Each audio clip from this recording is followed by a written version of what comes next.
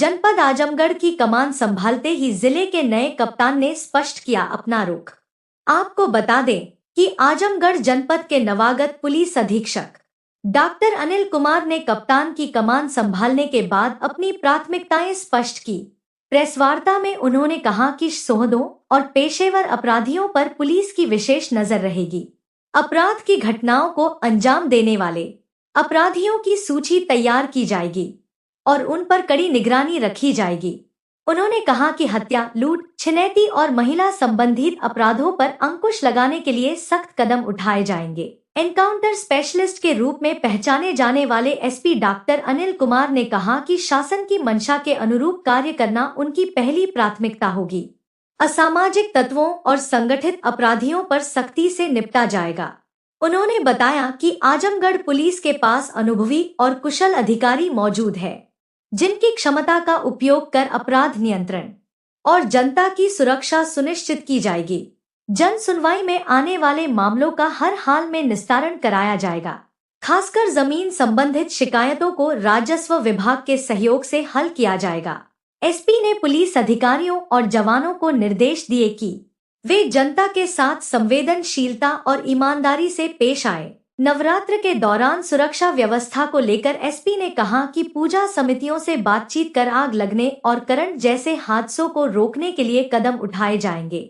महिलाओं की सुरक्षा के लिए एंटी रोमियो टीम को सक्रिय किया जाएगा, जिसमें महिला और पुरुष पुलिसकर्मी सादे कपड़ों में तैनात होंगे।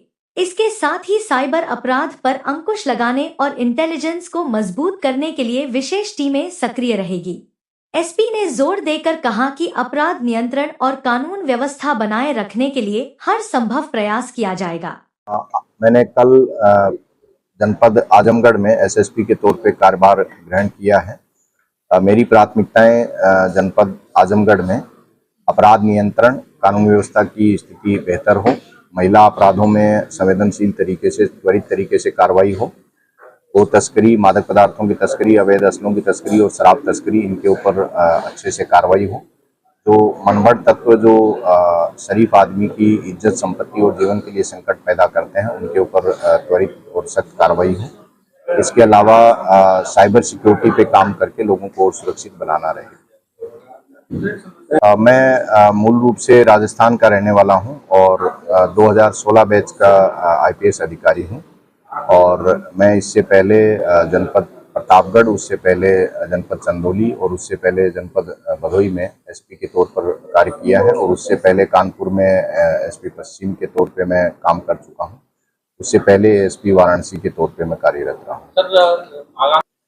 आगामी त्योहारों को सकुशल संपन्न कराने के लिए पुलिस जो पर्सनल हैं उनको ब्रीफ करके और उनका प्रॉपर डिप्लॉयमेंट सुनिश्चित किया जाएगा। इसके अलावा जो हमारी इंटेलिजेंस यूनिट्स हैं, सादे में जो पुलिसकर्मी हैं, उनके द्वारा सूचनाओं को संकलित करके आयोजकों के साथ मीटिंग करके, बातचीत करके, संवाद करके और उनको जो सेफ्टी संबंधी जो नॉर्म्स हैं उनसे अवगत करा के, उनका अनुपालन करा के ये सुनिश्चित किया जाएगा कि ये त्यौहार शांतिपूर्ण तरीके से, सौहार्दपूर्ण तरीके से, परंपरागत तरीके से संपन्न हो और पूरा सेफ और सिक्योर तरीके से संपन्न हो, ये सुनिश्चित कराया जाएगा। इसके लिए थानों पे हमारा जो महिला हेल्प डेस्क और साइबर हेल्प डेस्क और आगंतुक जो कक्ष है, जो हेल्प डेस्क है, इन तीनों को ठीक से सक्रिय बनाया जाएगा ताकि यदि कोई भी फरियादी थाने पे जाता है तो उसकी बात को संवेदनशील तरीके से सुना जाए, उसका डॉक्यूमेंटेशन किया जाए, उसका रिकॉर्ड रखा जाए और उसके बाद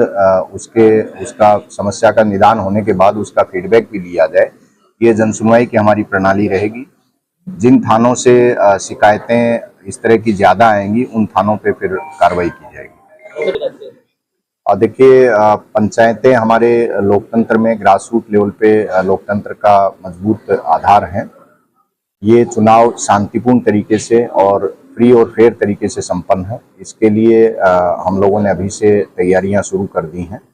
जो पुराने विवाद हैं, जो शरारती तत्व हैं या जो पोटेंशियल कैंडिडेट्स हैं, उनके चाल चलन और उनकी जो गतिविधियां हैं, उनके बारे में जानकारी जुटाई जा रही है। आपराधिक प्रवृत्ति के जो लोग जो गलत कार्यों में लिप्त होंगे, उनके ऊपर सख्त कार्रवाई सुनिश्चित की जाएगी ताकि लोग इसमें भयमुक्त होकर और अच्छे से इस चुनाव में पार्टिसिपेट कर सकें। गोकशी में जो पेशेवर और अभ्यस्त अपराधी हैं उनके ऊपर कार्रवाई की जाएगी और जो उनकी गैंग में नए सदस्य शामिल होकर जो काम कर रहे हैं उनका भी इंटेलिजेंस से सूचना संकलित करके उनके ऊपर कार्रवाई की जाएगी।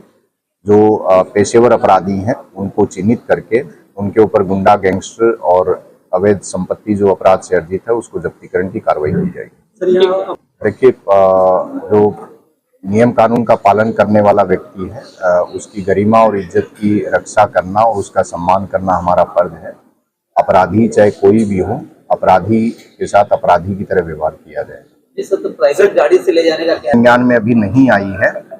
वो ऑपरेशनल नीड कोई हो सकती है, ऑपरेशनल नीड कहीं भी आ सकती है, लेकिन प्रकरण क्या है ये मेरे संज्ञान में अभी नहीं आया है।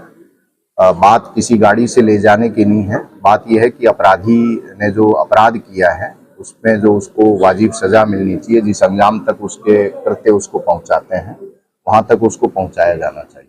ट्रैफिक की जो समस्या है उसमें जो कारण है उनका एक बार हम लोग गहनता से उनको समझेंगे।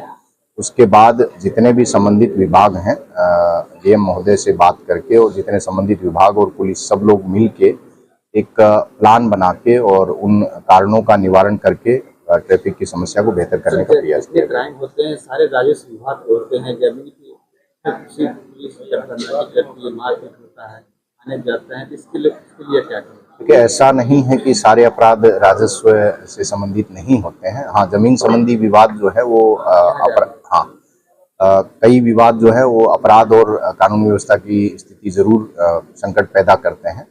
उसके लिए जरूरी है कि पुलिस और राजस्व विभाग की टीम या अन्य कोई विभाग है उसकी टीम को एक टीम के तौर पे काम करना चाहिए और समस्या का समाधान करना चाहिए। सभी विभाग शासन का अंग है और एक यूनिट की तरह है।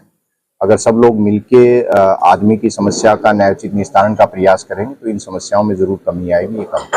ये कम। If you like this video, please share and subscribe of channel. Also don't forget press the bell icon for regular updates.